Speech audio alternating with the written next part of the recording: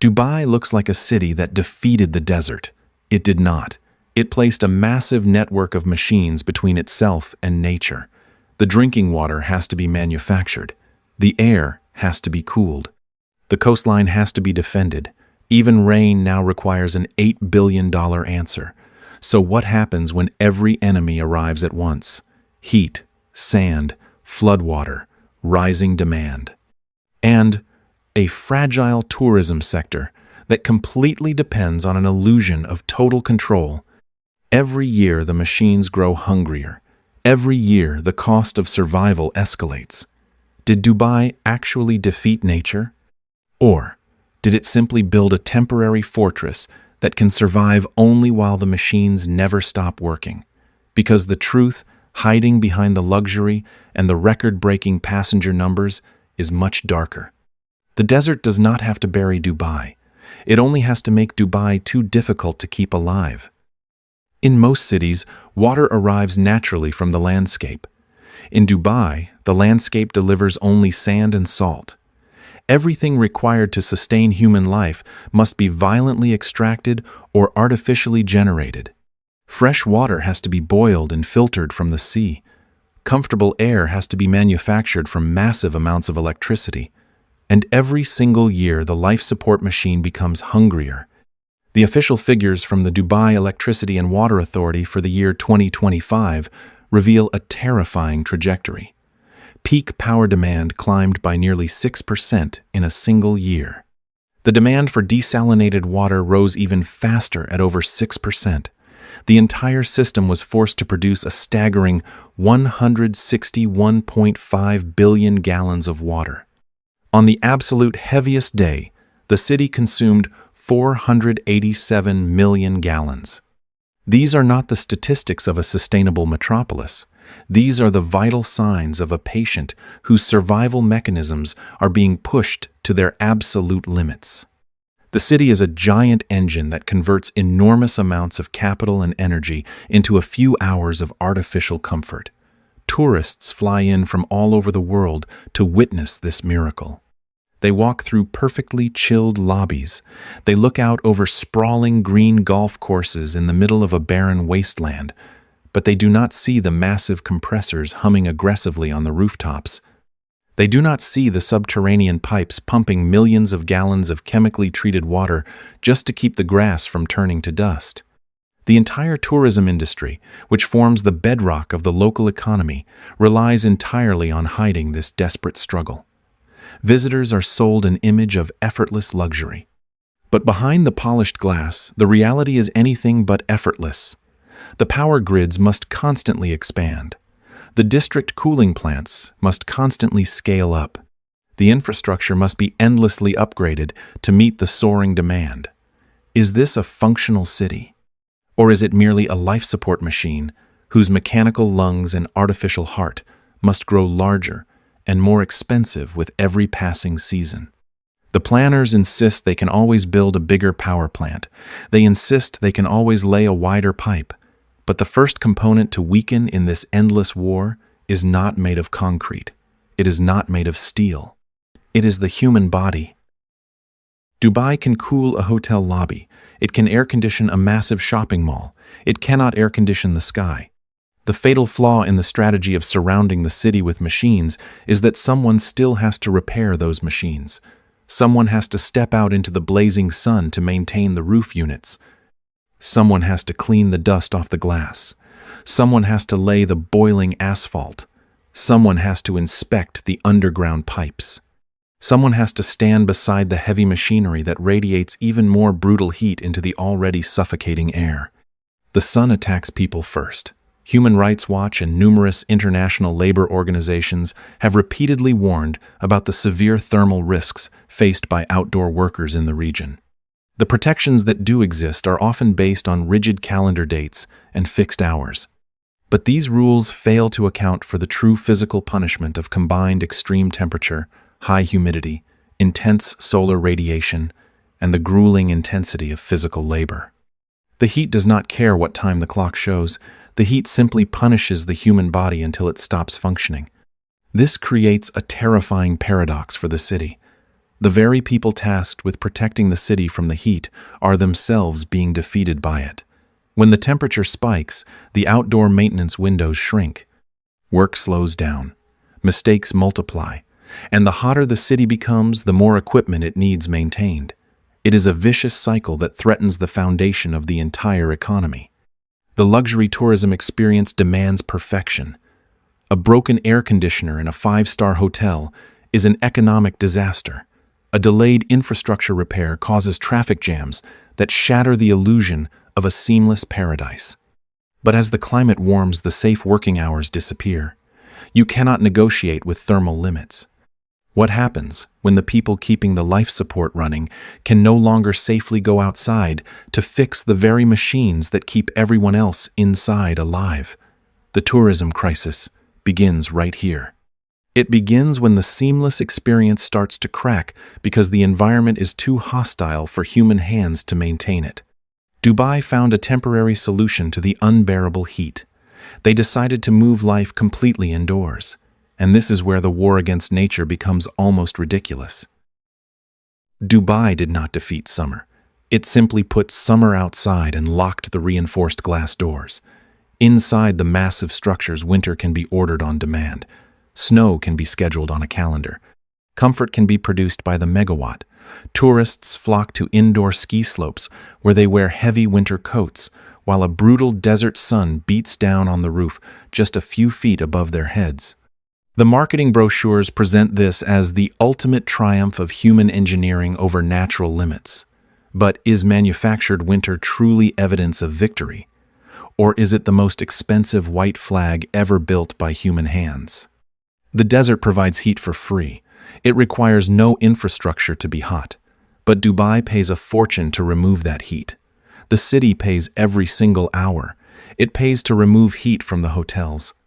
It pays to remove heat from the malls. It pays to remove heat from the transit stations. And it must keep paying this bill forever. The absurdity of the situation is difficult to ignore. You have a city surrounded by an ocean of sand, spending billions of dollars to simulate an alpine resort. This extreme reliance on artificial environments exposes a deep vulnerability in the tourism sector. Visitors come to experience the impossible, but the impossible is incredibly expensive to maintain.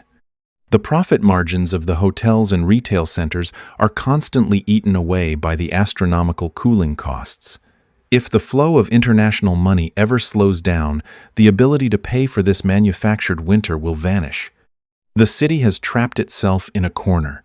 It cannot turn off the machines, because without the machines, the buildings become uninhabitable glass ovens within hours. It is an ongoing hostage situation where nature holds the environment and Dubai must continuously pay the ransom in electricity and water. This is not a sustainable business model. It is a desperate act of survival, dressed up as luxury. The planners thought they had mastered the environment by ignoring it. They thought the dry sky would always remain just a hot, dry sky. Then nature attacked Dubai with the one weapon a desert city was least prepared to fear: water. For decades, Dubai prepared its entire infrastructure for a severe lack of water. Then too much arrived all at once. In the early months of 2024, the sky broke open.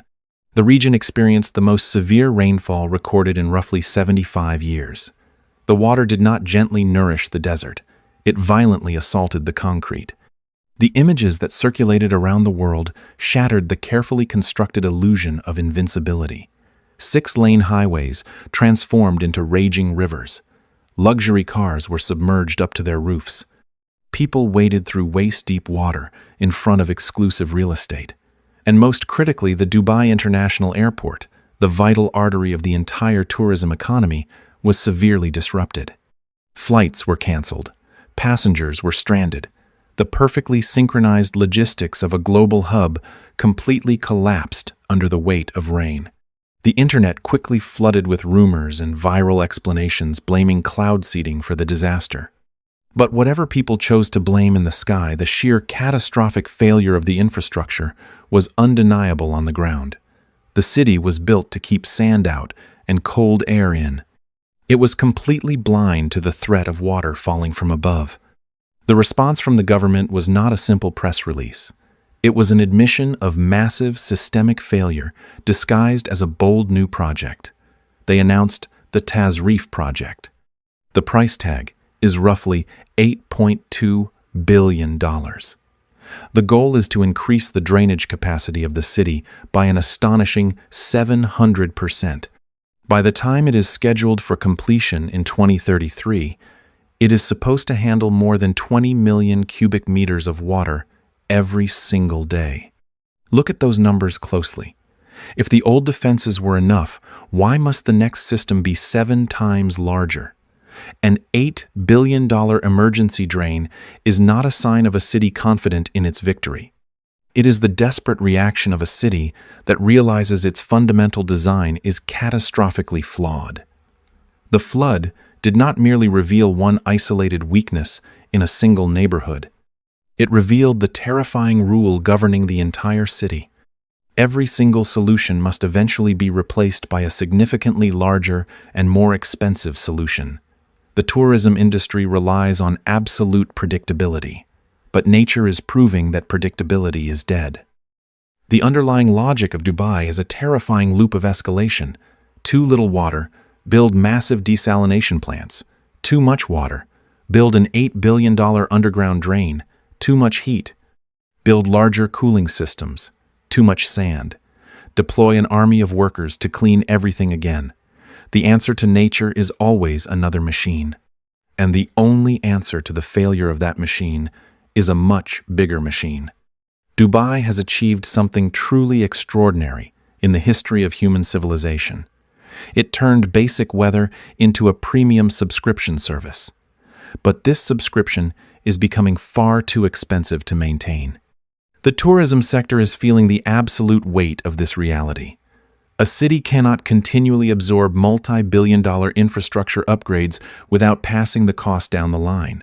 Hotel rates must rise. Service fees must increase. The cost of running a business in the city becomes heavier every year. As the cost of living and visiting rises, the value proposition for the tourist begins to crumble. Why travel across the world to sit in an artificial environment that is constantly under threat of operational failure? The city is no longer just a collection of impressive buildings. It is a collection of massive invoices that must be paid continuously just to keep the outside world from destroying the inside world. Every new luxury development added to the skyline is not just an asset. It is a new liability. It is a new mouth to feed with electricity and chilled water. It is a new target for the next historic storm. The economic model demands infinite growth to pay for the massive debts of construction, but the environmental model strictly punishes any expansion. The larger the city grows, the more fragile the life support network becomes. This is the hidden crisis of Dubai. It is not just about empty hotel rooms or slowing retail sales. It is about the fundamental unsustainability of the physical environment. The defense budget against nature is rising much faster than the organic growth of the economy. And the largest, most unforgiving bill may ultimately come from the very resource Dubai cannot possibly live without: the sea.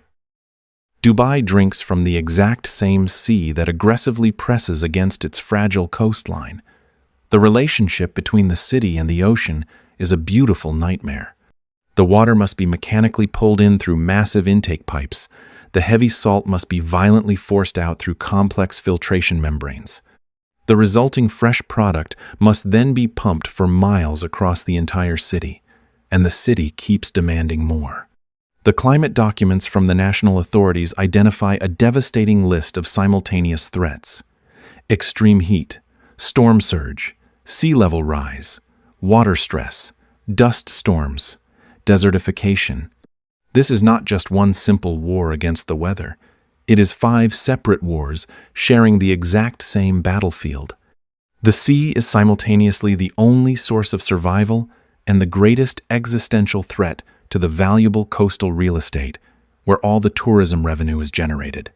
To meet the terrifying surge in demand, the local utilities have announced desperate plans for expansion. They intend to push the desalination capacity to roughly 735 million gallons per day by the year 2030. This requires building even larger facilities on the coast. Facilities that will be incredibly vulnerable to the rising tides and the unpredictable storm surges mentioned in their own climate reports. Make no mistake, the machines are getting hungrier. More people means more water. More towers mean more cooling. More cooling means more electricity. More electricity means more infrastructure. What kind of victory requires the life support system to grow larger and more desperate every single year? The answer is no victory at all. It is a controlled retreat. The sea provides the water that keeps the tourists alive, but extracting that water requires an unbelievable amount of energy. Generating that energy produces heat. Removing that heat requires even more energy. It is a closed loop of consumption that slowly drains the economic vitality of the city.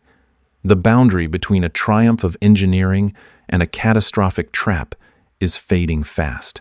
Heat depends entirely on cooling. Cooling depends entirely on electricity. Water depends entirely on electricity. Drainage depends entirely on infrastructure. Now remove the artificial boundaries between those massive problems. Imagine a compound failure scenario. The true risk to Dubai is not one single isolated event. The danger lies in the interaction between deeply connected systems. A prolonged heat wave strikes the region. The temperature rises beyond normal limits. The demand for indoor cooling skyrockets. This immense demand puts unprecedented pressure on the power grid. The transformers and substations begin to overheat. Because the outdoor temperature is so severe, the maintenance crews cannot safely work long enough to reinforce the failing equipment. But the power grid cannot be allowed to fail, because power supports the cooling that protects the buildings. Power also operates the desalination plants that produce the drinking water. That water still has to be pumped across the city. Then, a sudden extreme weather event collides with the heat wave. An unseasonal storm floods the major roads. The maintenance vehicles cannot reach the critical infrastructure. The dust and sandstorms follow, reducing visibility to zero and clogging the mechanical filters.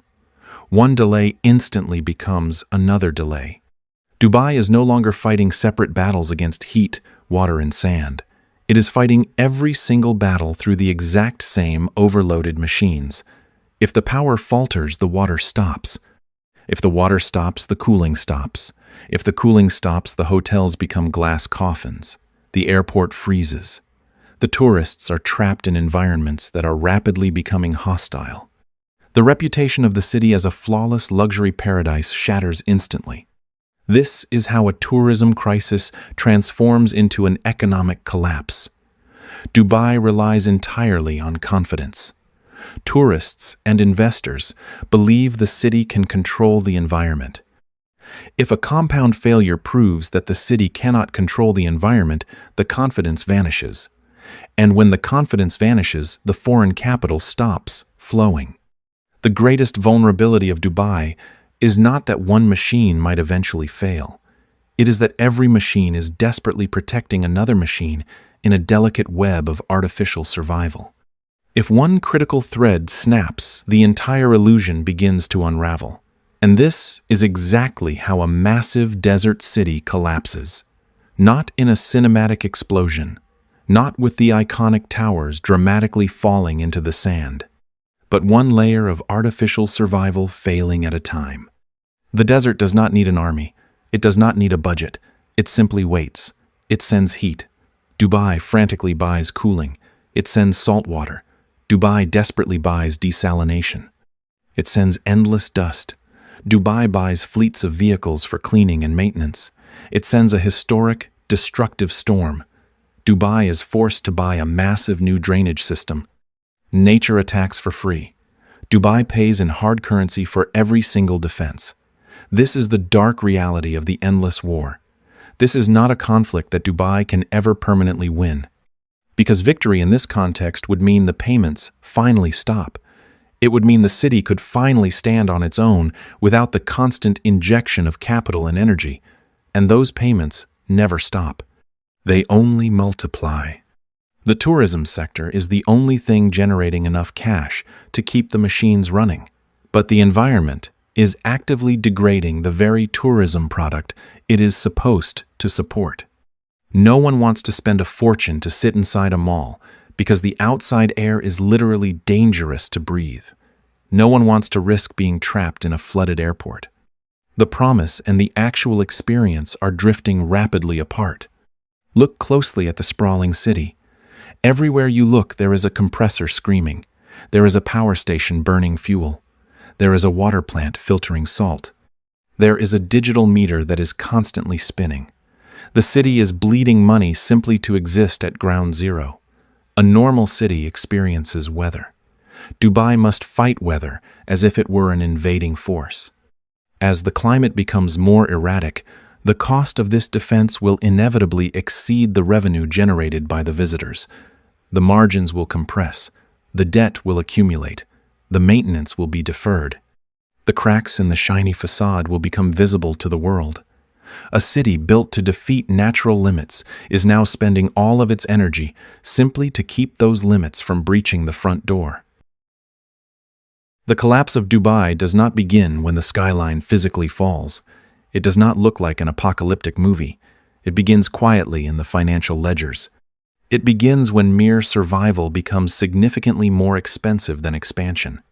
It begins when every new residential tower requires exponentially more cooling, when every new tourist requires more manufactured drinking water, when every extreme weather event demands a larger, more desperate physical defense, and every new defense creates yet another complex system that must never, ever be allowed to stop running. The operational collapse is already visible. The outdoor spaces become increasingly hostile and unusable during extreme periods. The safe windows for critical maintenance shrink until they are almost non-existent. The equipment degrades faster than it can be replaced. The cost of running the basic infrastructure accelerates completely out of control. Activities that were once considered perfectly normal become monumental logistical challenges. The city remains standing physically. The glass remains shiny.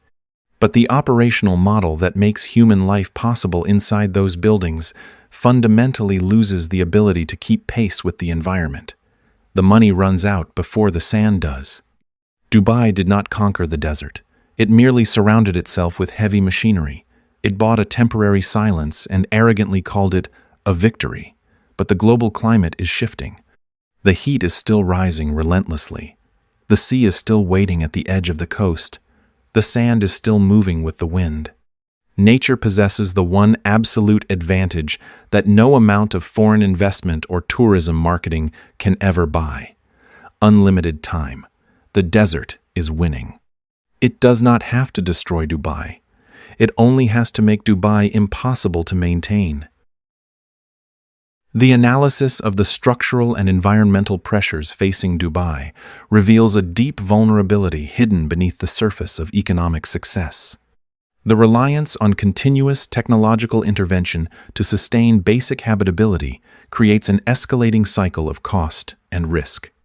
As global climate patterns become increasingly unpredictable, the financial burden of maintaining this artificial oasis will severely test the resilience of its tourism-driven economy. The true measure of a city is not how high it can build, but how long it can sustain the foundations upon which it stands. This video presents an analytical perspective based on publicly available data, climate reports, and economic trends at the time of research. Economic conditions, tourism metrics, and geopolitical situations are subject to change. The analysis focuses on systemic infrastructure and environmental challenges and is not intended to target or diminish any residents, workers, or communities. This content does not constitute financial, investment, or travel advice. Certain conclusions are reasoned projections based on the cited sources and systemic vulnerabilities. If you value documentaries that look deeply beyond the polished skyline and investigate the hidden mechanisms of global cities, please subscribe to the channel. The next critical warning sign is rarely where the marketing brochure tells you to look. Leave a comment below on whether you believe a city entirely dependent on machines can truly outlast nature.